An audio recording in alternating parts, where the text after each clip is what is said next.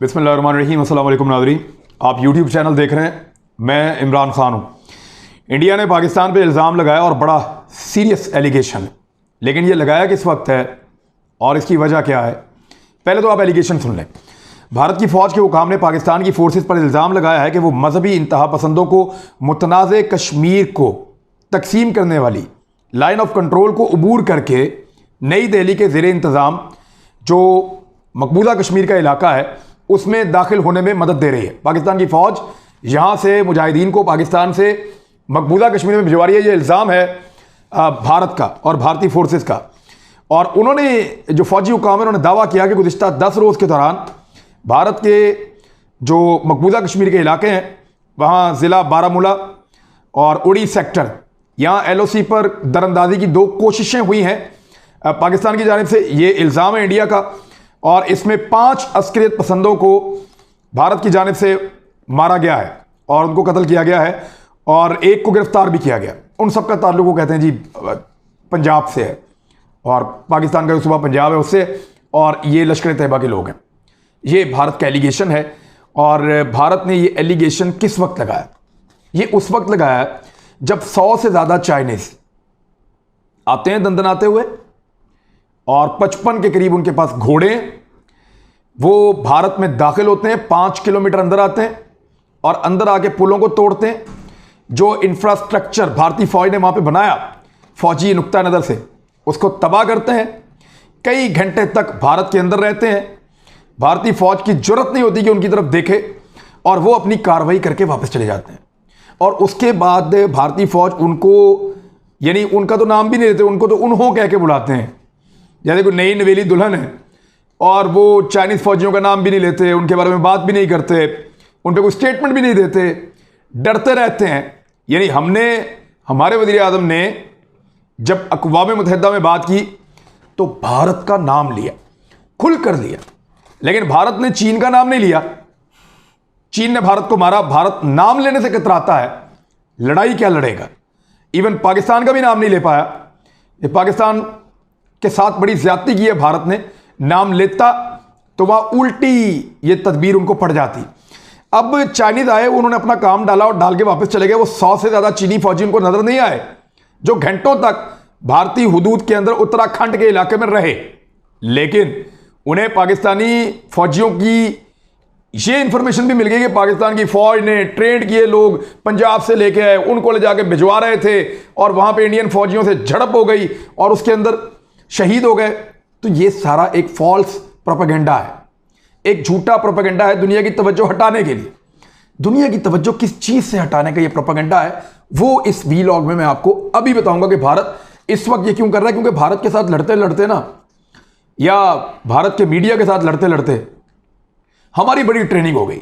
हमें अब पता चल गया है कि भारत जब भी कोई बात करता है वो क्यों कह रहा है, किस वजह से कह रहा है, इसके पीछे उसका मकसद क्या हो सकता है। अब हमें पता चल जाता है। क्यों पता चलता है? जैसे कि पाकिस्तान की फौज ने, आपको याद है, उन्होंने कहा था, ISPR के DG ने कहा था भारत को कि हमारी पूरी ट्रेनिंग आपके बारे में है। हमने 70 साल सिर्फ आपको स्टडी किया है, आपको कैसे टैकल करना है हमें पता है। इसी तरह हमारी पूरी की पूरी मीडिया की ट्रेनिंग भारत की वजह से हो रही है। हम देख रहे हैं और हम जानते हैं कि भारत क्या कहेगा और उसका अगला नुक्ता क्या हो सकता है। इस वक्त उसने ये क्यों किया मैं आपको बताऊंगा। लेकिन एक आला भारतीय फौजी अफसर मेजर जनरल वरिंदर विट्स ने उड़ी में सहाफियों को बताया कि LOC के उड़ी सेक्टर में एक पाकिस्तानी को गिरफ्तार किया गया और उसके अलावा जो है वो कुछ लोगों को झड़प के दौरान हलाक किया गया। और कोई अटक के रहने वाला बता रहे हैं, कोई ओकाड़ा का रहने वाला बता रहे हैं, और ऐसी कोई चीज है नहीं। ये लाइन ऑफ कंट्रोल के ऊपर खिलाफ वर्जी करते हैं, सिविलियंस को शहीद करते हैं, उनके ऊपर बम्बारमेंट करते हैं और बाद में इस किस्म का फॉल्स प्रोपेगेंडा करते हैं। ये भारत का तरीका वारदात है। पाकिस्तान ने इसकी बड़ी खुली तरदीद की है। तरदीद क्या है मैं आपको पढ़ के सुनाता हूं। दूसरी जानिब पाकिस्तान ने भारत की फौज के इल्जामात की तरदीद करते हुए कहा है कि यह कहना कि LOC पर एक पाकिस्तानी अस्करियत पसंद को गिरफ्तार किया गया है और एक हलाक हुआ है, असल में भारत का पाकिस्तान को मुलव्वस करने और नई दिल्ली के ज़ेरे कब्जा जम्मू और कश्मीर में उसकी तरफ से की जा रही सफाकाना कार्रवाइयों से दुनिया की तवज्जो हटाने का हरबा है। पाकिस्तान के दफ्तर खारजा से जारी बयान में कहा गया कि हकीकत यह है कि भारत की जेलों में हजारों कश्मीरी नौजवान झूठे इल्जामात के तहत कैद हैं। दफ्तर खारजा के बकौल जब भी भारत बैनुल-अक़वामी सतह पर दबाव का सामना करता है तो इन ही नौजवानों को वक्तन फवक्तन मुबैना अस्करियत पसंदों के तौर पर सामने लाता है, उनको हलाक करता है, उनको शहीद करता है और ये कह देता है कि ये फलां से है, ये फलां जगह से है, ये फलां का ट्रेंड है। हालांकि हजारों लोग उनकी अपनी कैद में हैं। वहां खबरें मिल रही हैं जिनमें 17-17, 18-18, 20-20 लोग दफन हैं। बड़ा अनफॉर्चुनेट है, लेकिन दुनिया उस तरफ नजर नहीं घुमाती। अब भारत को इस वक्त ये करने की क्या जरूरत है और वो पाकिस्तान को मिलाइन क्यों कर रहा है, ये मैं आपको बताता हूं अगली खबर में। आसाम में मुसलमानों के खिलाफ क्रैकडाउन, यानी वहां पे कुछ 10% जमीन कम हुई है और वो कुदरती आफात की वजह से हुई है। तो वहां की जो गवर्नमेंट है वो मुसलमानों के ऊपर उसका सारा मलबा डाल रही है। ये वो मुसलमान है जिनको खुद लाके आबाद किया गया था और ये कई नस्लों से वहां आसाम में रहते चले आए। इनके ऊपर अटैक कर रहे हैं हिंदुत्व के मानने वाले, बीजेपी आरएसएस की मेंटेलिटी वाले और फोर्सेस के लोग। और ये जो क्रैकडाउन है इसकी वीडियो पूरी दुनिया में जा रही है। खलीजी ममालिक में भारतीय मसनूआत के बाइकआउट का ऐलान हो गया है। खलीजी ममालिक वो हैं जहां पे भारत बहुत बड़े पैमाने पे तिजारत करता है। भारत वहां पे गोश्त भी भेजता है, अपनी गौ माता का, दूध से बनी हुई चीजें भेजता है, अपनी अजनास भेजता है, फल और सब्जियां एक्सपोर्ट करता है। बहुत सारी प्रोडक्शंस हैं जो भारत बहुत बड़े पैमाने पर खलीजी ममालिक में भेजता है और वहां से चीजें लेता भी है।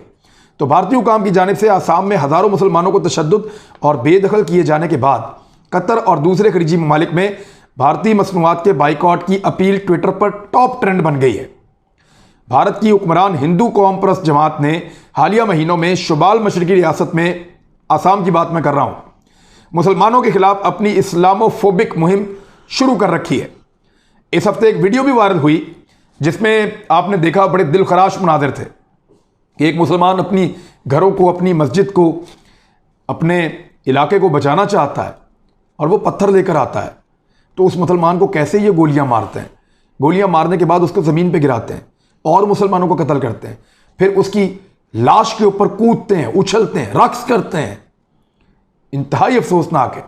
और भारतीय मीडिया का चेहरा ये देखें, उनके साथ जो फोटोग्राफर है वो भाग भाग के चिंपैंजी की तरह आके वो छलांगे मार रहा है बंदर की तरह और लाश की बेहुरमती कर रहा है, मरे हुए को मार रहे हैं। और ये सारी दुनिया ने देखा।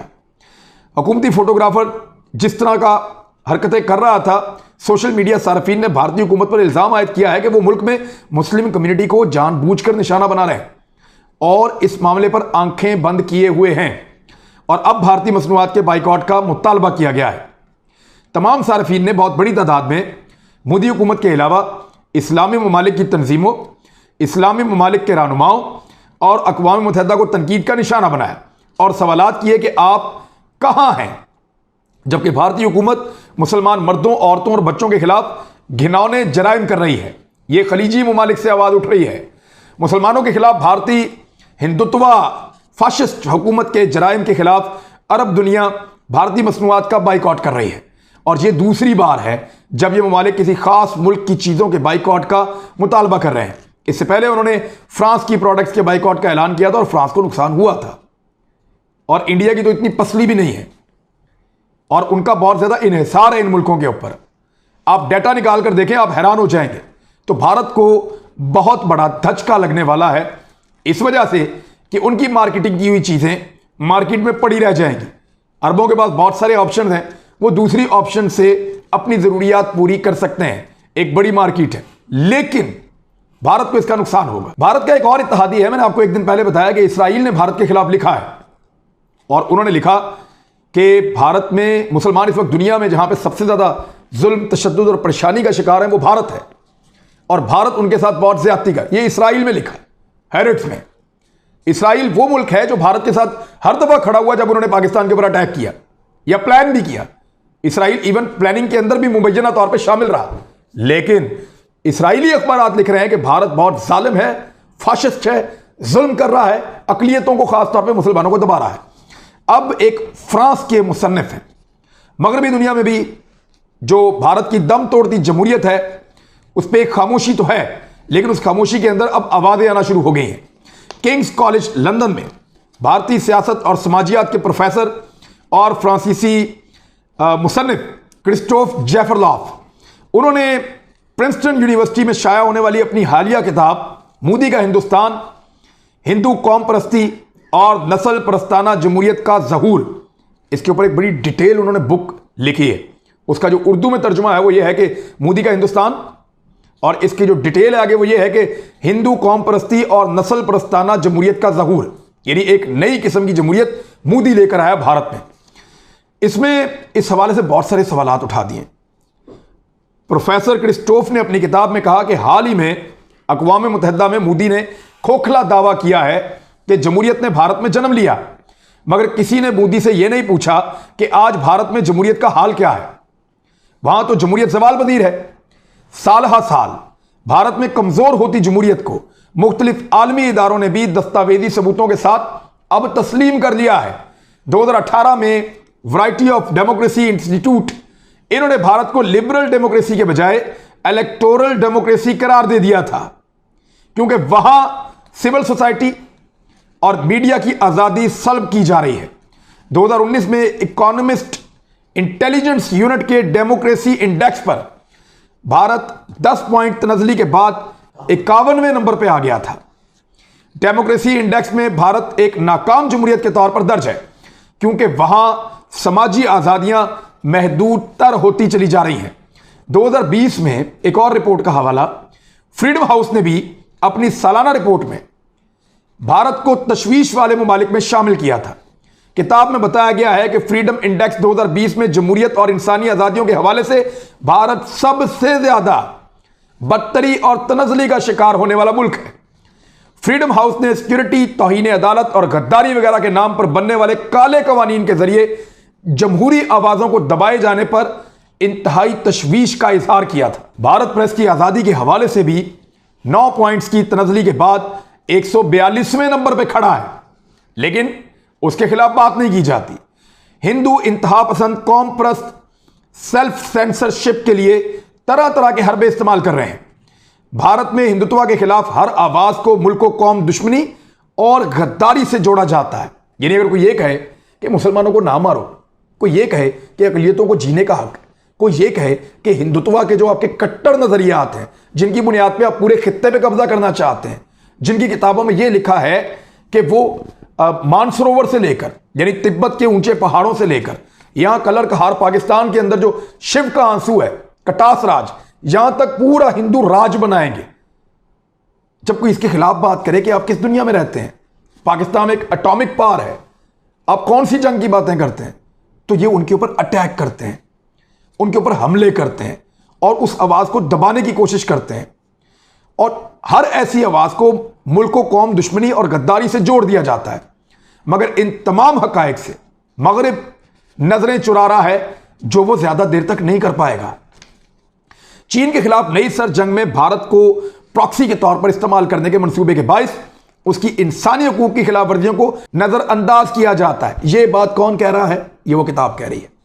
फ्रांसीसी मुसन्निफ यह कह रहा है कि क्योंकि अमेरिका और यूरोप को यह लगता है कि चीन के खिलाफ भारत को एक प्रॉक्सी के तौर पर इस्तेमाल किया जा सकता है, लिहाजा इसकी गलतियों को नजरअंदाज करो। अगर यह इंसानी हकूक की खिलाफ वर्जियां भी कर रहा है तो बर्दाश्त करो। और नजरअंदाज किया जा रहा है। इस मुनाफकत से मगरिब की अपनी जमहूरियत पसंदी की कलई खुल कर रख गई है।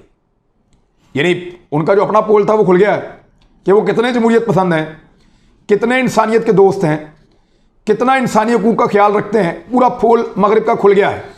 भारत की जमहूरियत दुश्मन रियासती पॉलिसियों पर खामोशी से मगरबी साख को बहुत तेजी से और बहुत बड़ा नुकसान पहुंच रहा है। तो दुनिया भर का मीडिया भी ये मानना शुरू हो गया है।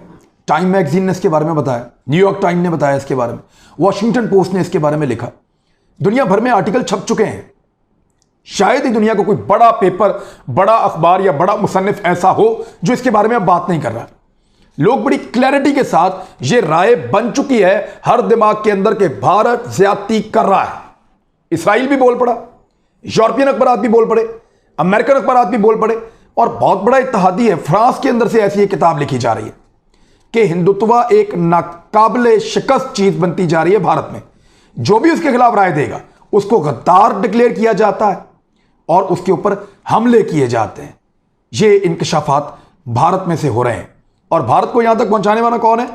Narendra Modi, one and only Narendra Modi. अब तक के लिए इतने, अपना ख्याल रखिएगा, अपने चैनल का भी। अल्लाह हाफिज।